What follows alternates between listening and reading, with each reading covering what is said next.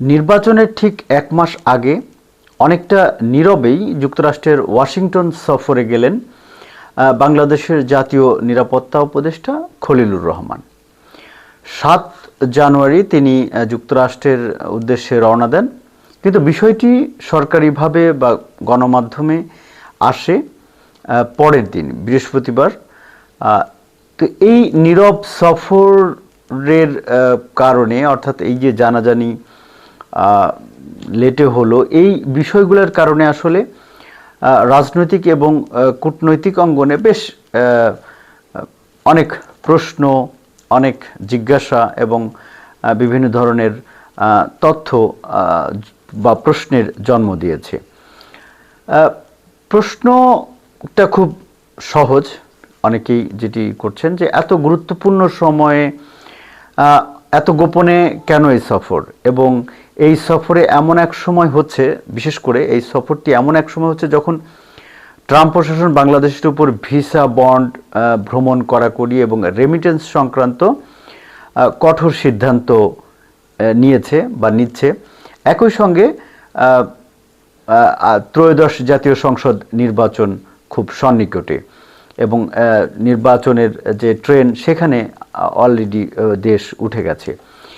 এই দুই বাস্তবতা মিলিয়ে সফরটিকে স্বাভাবিক কূটনৈতিক সফরের বাইরে একটু ভিন্নভাবে ভাবার চেষ্টা করছেন কূটনৈতিক বিশ্লেষকরা বা অনেকেই। ইতিমধ্যে এই বিষয়টি নিয়ে এক ধাপ উপরে আমি বলবো যে একটি সংবাদ প্রকাশ করেছে ভারতের সংবাদ মাধ্যম দ্য ওয়াল। তারা শিরোনাম করেছে, বাংলাদেশের জাতীয় নিরাপত্তা উপদেষ্টাকে ওয়াশিংটনে তলব, ভোট নিয়ে কি অন্য কিছু ভাবছে আমেরিকা?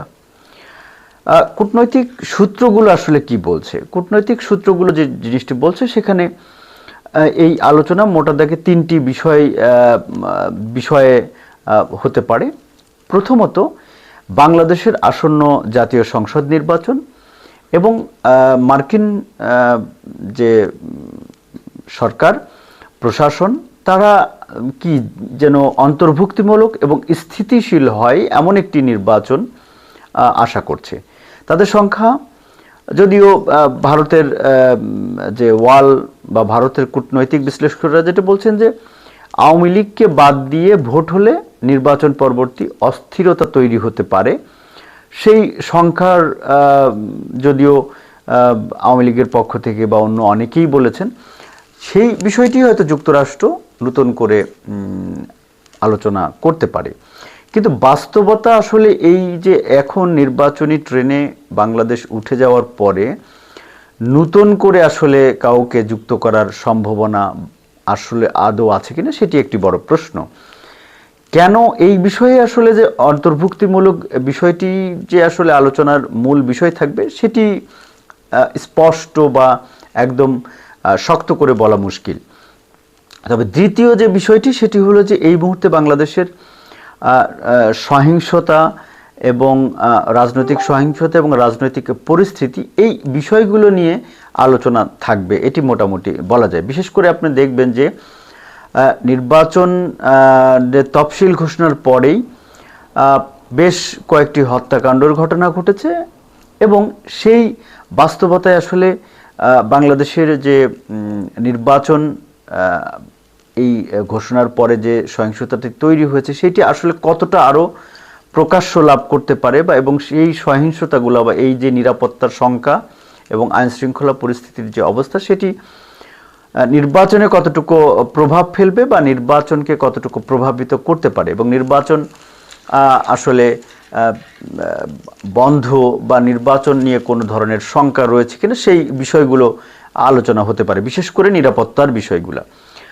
আর তৃতীয় বিষয়টি হলো অর্থনৈতিক এবং বাণিজ্যিক চাপ। আপনি জানেন যে সহকারী মার্কিন বাণিজ্য প্রতিনিধির সঙ্গে বৈঠক হওয়ার কথা রয়েছে এবং সম্পূরক শুল্ক, বাণিজ্য সুবিধা, ভবিষ্যৎ অর্থনৈতিক এইসব নানা বিষয় নিয়ে আলোচনা হওয়ার কথা রয়েছে। সরকারি সূত্রে আসলে যে এই বাংলাদেশের নিরাপত্তা উপদেষ্টা উনি যে ওয়াশিংটন সফরে গেলেন সেখানে মূলত তার কাদের সাথে আলোচনা বা কি কি বৈঠক আছে সেই বিষয়গুলো আমরা একটু জানার চেষ্টা করি, তাহলে বিষয়টি আরও একটু পরিষ্কার হবে যে কোন কোন বিষয়গুলো নিয়ে আলোচনা হতে পারে। ওয়াশিংটনে বাংলাদেশ দূতাবাস সূত্রে জানা গেছে যে খসড়া সূচি অনুযায়ী মার্কিন পররাষ্ট্র দপ্তরের রাজনীতি বিষয়ক আন্ডার সেক্রেটারি অ্যালিসন হুকারের সঙ্গে জাতীয় নিরাপত্তা উপদেষ্টার একটি বৈঠকের কথা রয়েছে।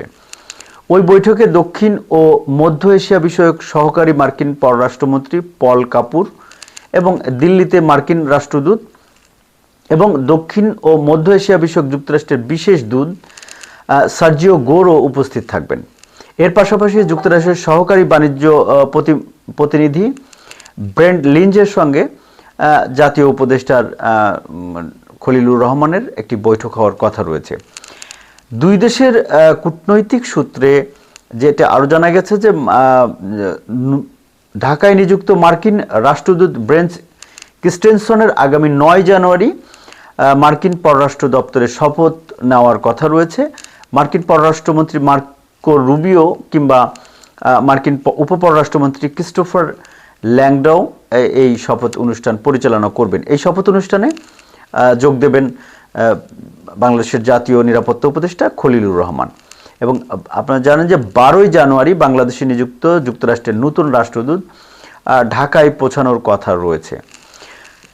এই বাংলাদেশের একটি গুরুত্বপূর্ণ টার্নিং সিচুয়েশন, অর্থাৎ নির্বাচন, এবং বলা হচ্ছে যে এই নির্বাচন বাংলাদেশের গতিপথের জন্য একটি গুরুত্বপূর্ণ এবং বাংলাদেশের স্থিতিশীলতার জন্য একটি গুরুত্বপূর্ণ সময় পার করছে, এবং এই নির্বাচনটিও সেই বিষয়টি গুরুত্বপূর্ণ একটি বিষয়। তো সবচেয়ে তাৎপর্যপূর্ণ যে মানে এই যে এইরকম একটি সিচুয়েশনে তার অনেকটা গোপন সফর এবং এই সফরের বিষয়গুলো নিয়ে কয়েকটা জিনিস তাৎপর্যপূর্ণ বলে বিশ্লেষকরা বা কূটনৈতিক যারা বিশ্লেষক রয়েছেন তারা যেটি মনে করছেন যে এই সফর সরকারিভাবে ঘোষণা করা হয়নি এবং পররাষ্ট্র মন্ত্রণালয়ের নিয়মিত ব্রিফিংয়েও ছিল না এই সফরের কথা। পাশাপাশি ওয়াশিংটনে পৌঁছানোর পর মিডিয়াগুলোই তার এই খবর প্রকাশিত হয়, যা কূটনৈতিকভাবে অনেকে এটাকে অস্বাভাবিক বা একটু ভিন্নভাবে দেখার চেষ্টা করছেন। এদিকে যে এই যে আপনারা জানেন যে বাংলাদেশের নির্বাচনের আগে মার্কিন যুক্তরাষ্ট্রের যারা রাষ্ট্রদূত থাকেন তাদের ব্যাপক কর্মকাণ্ড আমরা এর আগে লক্ষ্য করেছি, এবং ঠিক নির্বাচনের 1 মাস আগে বাংলাদেশে নতুন যে মার্কিন রাষ্ট্রদূত তিনি আসবেন।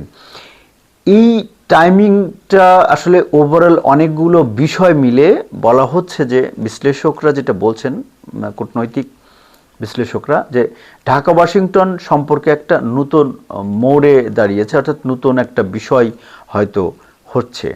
সব মিলে প্রশ্ন একটাই, এই সফর কি শুধুই নিয়মিত কূটনৈতিক আলাপ, নাকি নির্বাচনের আগে যুক্তরাষ্ট্রের বাংলাদেশের জন্য কোনো স্পষ্ট কোনো বার্তা?